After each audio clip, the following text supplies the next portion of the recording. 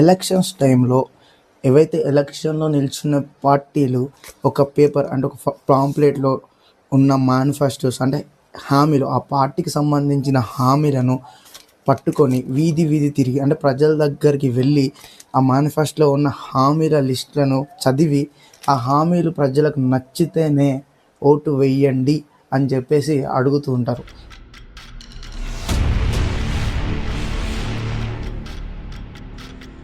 అసలు ఈ హామీలను ఎలా డిసైడ్ చేస్తారు? గెలిచాక ఈ హామీలను ఎలా ఇంప్లిమెంట్ చేస్తారు? ఈ హామీలన్నీ అట్టి మార్చేయను.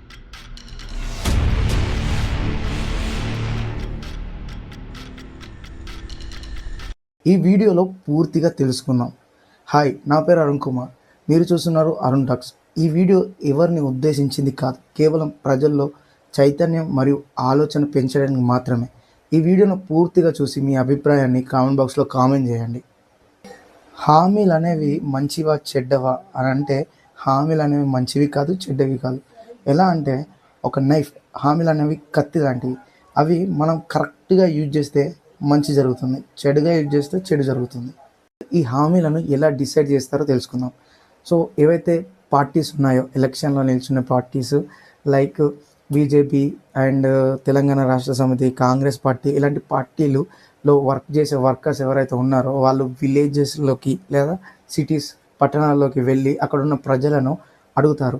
ప్రజలకు ఏం కావాలి, ఏం అవసరాలు ఉన్నాయి, ఏం కోరికలు ఉన్నాయి, వాటి వల్ల వాళ్ళు లాభాలు పొందుతారా లేరా అనేది ఒక సర్వే చేసి ఆ సర్వే డేటా మొత్తం సేకరించి ఒక నివేదిక చేస్తుంది. డేటా అనాలిసిస్ అయిపోయిన తర్వాత పెద్ద మనుషుల పంచాయతీ ఉంటుంది, అదే స్ట్రాటజీ టీమ్ మీటింగ్ అనేది ఉంటుంది ఆ పార్టీకి సంబంధించి. సో ఏదైతే పార్టీ కార్యకర్తలు అండ్ ఎమ్మెల్యేలు, ఎంపీలు అందరు కలిసి తమ తమ నియోజకవర్గంలో అంటే ప్రజలకు ఎక్కువ ఏం ఇబ్బందులు ఉన్నాయి, ఆ ఇబ్బందులకు ఈ హామీ అయితే కరెక్ట్ పని చేస్తుంది అని చెప్పేసి వాళ్ళ మధ్య చర్చ జరిగి హామీలు అనేవి అక్కడ డిసైడ్ అయిపోతాయి. అక్కడ డిసైడ్ అయిపోయినవి మేనిఫెస్టో అనేది 4th స్టేజ్ అన్నట్టు.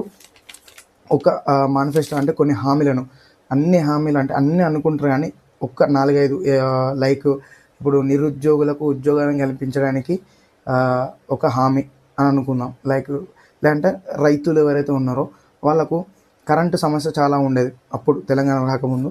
సో తెలంగాణ ఒక హామీ ఇచ్చింది ఏంటంటే రైతులకు ఫ్రీ కరెంట్ అనే హామీ ఇచ్చింది. ఆ హామీ వల్ల రైతులకు చాలా ఉపయోగపడింది ఆ హామీ. సో అలాంటి హామీలు అనేటివి ఒక లిస్ట్లో రాసుకుంటారు. ఒక 10-15 అట్లా హామీలను ఒక లిస్టుగా రాసుకుంటే అదే మేనిఫెస్టో అవుతుంది. ఆ మేనిఫెస్టో వరకు ఈ స్టెప్స్ అయితే ఫాలో అవుతుంది. సో ఈ మేనిఫెస్టో అయిపోయిన తర్వాత ఈ మేనిఫెస్టో పట్టుకొని ఈ రాజకీయ కార్యకర్తలు కానివ్వండి, పార్టీస్ కానివ్వండి, ప్రజల వద్దకు వెళ్ళి సో ఈ హామీని మమ్మల్ని గెలిపిస్తే మా ప్రభుత్వం ఖచ్చితంగా మీకు ఇది మేము చేసి చూపిస్తాం, నెరవేరుస్తాం, మీకు ఇలాంటి సమస్యలను తీరుస్తాం ఈ హామీలు పెట్టేసి అని చెప్పేసి ప్రజల దగ్గర నుండి ఓట్లను అడుక్కుంటుంది. సో అడుక్కున్న తర్వాత ఎలక్షన్లో అయిపోయిన తర్వాత ఒక పార్టీ గెలిచింది అనుకున్నాం. గెలిచిన తర్వాత ఈ హామీలను ఎలా ఇంప్లిమెంట్ చేస్తాయో తెలుసుకున్నాం. సో ఒక పార్టీ గెలిచింది అనుకున్నాం. గెలిచిన తర్వాత అసలు సినిమా స్టార్ట్ అవుతుంది. సో వీళ్ళు ఇచ్చిన హామీలను ముందు పెట్టుకొని సో గవర్నమెంట్ దగ్గర ఎంత బడ్జెట్ ఉంది, ఫస్ట్ హామీలు ఏదైనా పనులు చేయాలంటే పైసలే కావాలి. సో అక్కడ గవర్నమెంట్ దగ్గర ఉన్న బడ్జెట్ ఏంటిదో ఫస్ట్ చూసి, ఇక్కడ మీ అందరికి ఒక క్వశ్చన్ రావచ్చు, గవర్నమెంట్ దగ్గర అసలు బడ్జెట్ అనేది ఎలా ఉంటుంది, ఎలా వస్తుంది అనేది. సో దీన్ని అందరూ బాగా చదువుకునే వాళ్ళకైతే బాగా తెలుసు, చదువుకునే వాళ్ళ గురించి చెప్తున్నా. సో గవర్నమెంట్ దగ్గర డబ్బు అనేది ఎలా ఉంటుందంటే మనం కట్టే ట్యాక్స్లలో ఉంటుంది. సో అండ్ అలాగే జిఎస్టీ అండ్ అలాగే సెంట్రల్ గవర్నమెంట్ నుంచి కొంచెం ఫండ్ అనేది మన దగ్గరకు వచ్చేసి గవర్నమెంట్ బడ్జెట్ అనేది అలా వస్తుంది.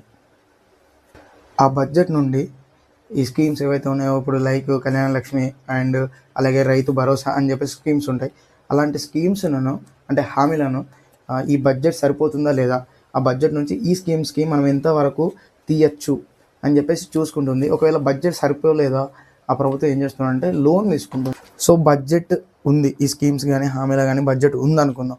దాని తర్వాత ప్రాసెస్ ఏంటంటే దానికి ఈ స్కీమ్ ఏదైతే ఉందో, హామీ ఏదైతే ఉందో దానికి కొన్ని రూల్స్, రెగ్యులేషన్స్, ఎలిజిబిలిటీస్ అండ్ అలాగే ఆ స్కీమ్కి సంబంధించిన అమౌంట్. సో ఈ స్కీమ్ అనేది ఇంతలో మనం అందరికీ ఈ బడ్జెట్లో అందరికీ సరఫరా చేయొచ్చు అని చెప్పేసి క్లియర్గా ఒక డాక్యుమెంట్ రెడీ చేసి మన గవర్నమెంట్కి ఇస్తుంది. అంటే జీవో తయారు చేసి ఇస్తుంది. దాన్ని మన గవర్నమెంట్ జీవో పాస్ చేస్తేనే ఆ హామీ అనేది ప్రజలందరికీ వస్తుంది. సో ఆ తర్వాత ఏమవుతుందంటే ఈ హామీలు ఏవైతే ఉన్నాయో, ఇచ్చిన స్కీమ్స్ కానీ ఏవైతే ఉన్నాయో, ఇంప్లిమెంటేషన్ ఎలా జరుగుతుంది అంటే ప్రజల వద్దకు ఎలా చేరుతుంది, ఇంప్లిమెంట్ అవుతాయంటే మనకు ఒక ఉదాహరణ తీసుకుందాం. ఇందిరమ్మ ఇల్లులే చూసుకుందాం. సో ఫస్ట్ కలెక్టరేట్ దగ్గరికి ఈ ఇందిరమ్మ ఇల్లుల పథకం అనేది వెళ్తుంది. అక్కడ నుండి మండల ఆఫీస్కి వెళ్తుంది అధికారులకు. మండల అధికారుల నుండి విలేజ్ అధికారులకు వస్తుంది. అక్కడ ఆ ఇందిరమ్మ పథకంలో ఏవైతే రూల్స్ ఉన్నాయో ఆ రూల్స్కి ఎవరైతే ఎలిజిబిలిటీ ఉన్నారో, లైక్ ఇప్పుడు పేద ప్రజలు, ఇల్లు లేని ప్రజలు, భూమి ఉండి వాళ్ళకి ఇల్లు ఉండదు చూసారా వాళ్ళు, ఇంకా వితంతువులు, అలాంటి వాళ్ళకు ఇందిరమ్మ పథకం కింద ఇల్లు ఇల్లు అనేది ఇస్తుంది అనేది మనందరికీ తెలుసు. సో ఇలా కలెక్టర్ నుండి మండల ఆఫీస్కి, మండల ఆఫీస్ నుండి విలేజ్కి, విలేజ్ నుండి మన ప్రజలకు వచ్చిన తర్వాత ఈ అంత ప్రాసెస్ జరిగిన తర్వాత పథకాలు అనేటివి ప్రజలకు చేరుతుంది. ఇందిరమ్మ ఇల్లులు అనేవి ఒక ఎగ్జాంపుల్గా చెప్పాను. సో పథకాలు అనేటివి అన్నీ కూడా ఇలానే ప్రజలకు చేరుతున్నాయి. సో ఇప్పుడు ఏంటంటే కొన్ని హామీలు ఉంటాయి, ప్రజలకు చాలా హామీలు ఇస్తారు ఎలక్షన్లో నిల్చున్న పార్టీస్. సో అవన్నీ హామీలన్నీ అంటే పూర్తిగా ఫుల్ఫిల్ కావు, అంటే ప్రజలకు అందవు. సో అలాంటి అందనివి చాలానే ఉన్నాయి. సో అలా అందనివి ఎందుకు అందట్లేదు అంటే హామీలన్నీ ఫుల్ఫిల్గా ఎందుకు ప్రజలకు అందట్లేదు అని చెప్పేసి ఒక క్వశ్చన్ అయితే నాకు వచ్చింది. దానికి నేను చాలా రీసెర్చ్ అయితే చేశాను. అసలు ఎందుకు ఒక హామీ అనేది ప్రజలకు చేరట్లేదు? హామీ మంచిగా ఉంటుంది కానీ ప్రజల వద్దకు చేరదు. సో ఏంటంటే మెయిన్ నేను చాలా ఆర్టికల్స్ కూడా చదివినాను, కొంచెం రీసెర్చ్ కూడా చేసిన, గూగుల్లో కూడా అడిగిన. సో హామీలు అనేవి ఎందుకు ప్రజలకు అందవు అని చెప్పేసి అడిగితే గూగుల్ చెప్పింది అండ్ ఆర్టికల్స్ కూడా చాలా వరకు చెప్పింది, మనీ స్టార్టేజ్ అంటే బడ్జెట్ లోపం. సో గవర్నమెంట్ దగ్గర బడ్జెట్, ఆ స్కీమ్కి సరిపడా బడ్జెట్ లేకపోవడం వల్ల హామీ అనేది ఆగిపోతుంది.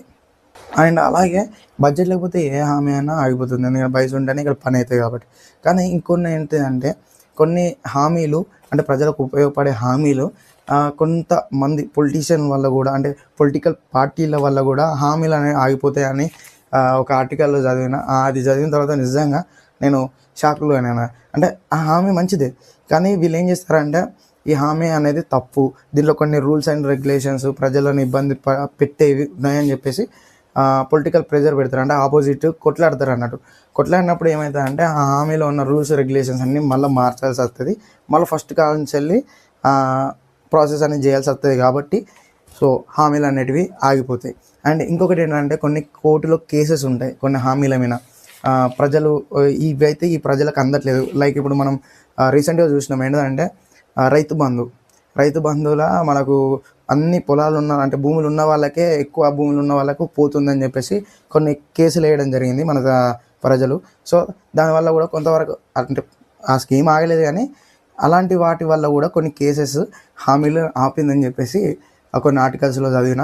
సో మెయిన్గా ఈ హామీలు అనేటివి, ఇచ్చిన హామీలు అనేటివి చాలా వరకు ఆగడానికి మెయిన్ రీజన్ ఏంటంటే ఇప్పుడు ఏ ప్రభుత్వం అయినా, మన భారత ప్రభుత్వంలో ఉన్న ఏ గవర్నమెంట్ అయినా 5 సంవత్సరాలకు మించి పని చేయదు. కాబట్టి కొత్త ప్రభుత్వం వచ్చింది అనుకోండి, ఈ హామీలు అనేటివి అంటే వాటికి నచ్చిన హామీల నుంచి నచ్చని హామీలను తొలగించుతుంది. సో అట్లా కూడా అన్ని హామీలను ప్రజల్లోకి చేర్చలేరు. సో అన్ని హామీలను ప్రజల్లోకి తీసుకురాలేరు అని చెప్పేసి మనకు తెలిసింది. సో ఇంకా ఏంటంటే తీర్చని హామీలను ఎందుకు ఇస్తుంది? అండ్ లైక్ ఇప్పుడు ఫ్రీ హామీలు, అసలు హామీలు ప్రభుత్వాలు అంటే పార్టీస్ ఎందుకు ఇస్తాయి, ఫ్రీ హామీలను ఎందుకు ఎక్కువ పెడుతుంది అని చెప్పేసి ఇంకో క్వశ్చన్ వచ్చింది. మరి హామీలు ఇవ్వడం మామూలే, సో ఎందుకు ఎక్కువ ఈ మధ్యకాలంలో ఫ్రీ హామీలు ఇస్తారు అని చెప్పేసి నాకు ఒక క్వశ్చన్ వచ్చింది. సో ఎందుకు ఫ్రీ హామీలు అనేటివి ఇప్పుడున్న ప్రభుత్వాలు కానీ, గత ప్రభుత్వాలు కానీ, పార్టీస్ కానీ ఎందుకు ఇచ్చినాయి అని చెప్పేసి ఒక క్వశ్చన్ వచ్చింది. ఏంటంటే మనందరికీ తెలిసిందే, ఎక్కువ ప్రజలు దేని ద్వారా అయినా అంటే హామీల ద్వారా ఎక్కువ లాభం పొందుతారో, వాళ్ళ భవిష్యత్తు తరాలు కూడా లాభాలు పొందుతాయో అవి కూడా ఫ్రీగా, అంటే రూపాయి ఖర్చు లేకుండా, లైక్ రేషన్ బియ్యం కానివ్వండి, అండ్ ఫ్రీ కరెంట్ కానివ్వండి, ఫ్రీ ఎడ్యుకేషన్ కానివ్వండి, ఫ్రీ బస్సెస్ కానివ్వండి, అలాంటివి పెట్టినప్పుడు ప్రజలు ఏంటంటే వాటి వల్ల మాకు ఉపయోగం ఉంది, మా ఫ్యూచర్ తరాలకు ఉపయోగం ఉంది అని చెప్పేసి కన్వర్ట్ అయిపోతారు. అరే ఈ ప్రభుత్వాన్ని గెలిపిస్తే ఖచ్చితంగా ఈ పనులు జరుగుతాయి, ఈ హామీలు అనేవి మనకు వర్తిస్తాయి అని చెప్పేసి ఫ్రీ హామీలకు ప్రజలు నమ్మి ఆ పార్టీని గెలిపిస్తారు. సో గెలిచిన తర్వాత మీకు తెలిసిందే చేతులు ఎత్తేస్తుంది ప్రభుత్వం. హామీల మీద నేను ఒక లైన్ రాసిన, ఆశ పెట్టి అవకాశం ఇవ్వమని అధికారాన్ని పొందడం కోసం ప్రజలను తమ వైపు తిప్పుకోవడానికి ఈ హామీలు ప్రధాన పాత్ర పోషిస్తాయి. సో ఫైనల్గా ఏంటంటే హామీలను చూసి ప్రజలు మోసపోకుండా ఉండాలంటే ప్రజలు ఏం చేయాలి? ఫ్రీగా ఇల్లు ఇస్తాం, ఫ్రీగా కరెంట్ ఇస్తాం, ఫ్రీగా వాటర్ ఇస్తాం, అండ్ ఫ్రీగా మీకు ఎడ్యుకేషన్ ఇస్తాం, మీకు జాబ్స్ కూడా ఇస్తాం ఫ్రీగా అని చెప్పి ఇలాంటి పథకాలు చూసినప్పుడు ప్రజలందరూ ఒక్కసారి ఈ విధంగా ఆలోచించండి. ఏంటంటే గత ప్రభుత్వం 5 సంవత్సరాల కింద మీరు ఏవైతే హామీలను చూసి గెలిపించిన ప్రభుత్వం ఉంటుందో, పార్టీ ఉంటుందో, ఆ పార్టీ మేనిఫెస్టో ఒక్కసారి చూడండి. ఆ మేనిఫెస్టోలో ఉన్న అన్ని ఏవైతే హామీలు నాకు తెలిసి 10-15 ఉంటాయి. సో ఆ హామీలన్నిటినీ ఒక్కసారి మీరు ఆలోచించండి.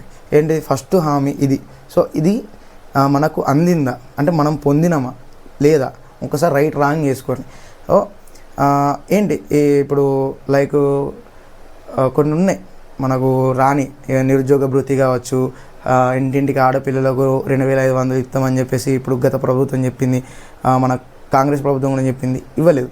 సో అలాంటి కేజీ నుంచి పీజీ వరకు ఫ్రీ అని చెప్పేసి ఉండే, అది కూడా ఇవ్వలేదు. సో అలాంటివి మనం పొందినామా లేదా అని చెప్పేసి ఆ హామీలను ఒకసారి చెక్ చేసుకోండి. దాంట్లో ఎంతవరకు వాళ్ళు ఇచ్చిన హామీలను, ఇచ్చిన స్కీమ్లను ఎంతవరకు ఇచ్చిర్రు, లైక్ పింఛన్లు అలాంటివి అన్నిటిని కూడా ఒకసారి చెక్ చేసుకోండి. చెక్ చేసుకున్న తర్వాత సో ఈ ప్రభుత్వానికి మళ్ళీ ఇంకొకసారి అవకాశం ఇస్తే ఖచ్చితంగా పాసిబుల్ అవుతుందా, ఈ హామీలన్నింటినీ నెరవేర్చుతుందా లేదా. అండ్ ఇంకొకసారి కూడా మీరు ఆలోచించండి, పైసలు ఏంటి ఏ పని కాదు, అది మీకు తెలిసిందా నాకు తెలిసిందా, పైసలు ఉంటేనే ఇక్కడ అన్నీ జరుగుతాయి. సో గవర్నమెంట్ దగ్గర బడ్జెట్ ఉందా లేదా అని ఆలోచించండి. అండ్ ఇంకో విషయం, ఇప్పుడు మాట చెప్పడం ఈజీ, సో ఆ మాటని చేయడం చాలా కష్టం. సో హామీలు ఇవ్వడం ఈజీ, కానీ ఆ హామీలు చేయడం చాలా కష్టం. సో ఏదైతే పార్టీ ఉందో ఆ పార్టీ హామీ ఇచ్చినప్పుడు ఆ పార్టీ ఆ హామీని చేస్తుందా లేదా అని ఒక్కసారి ఆలోచించండి.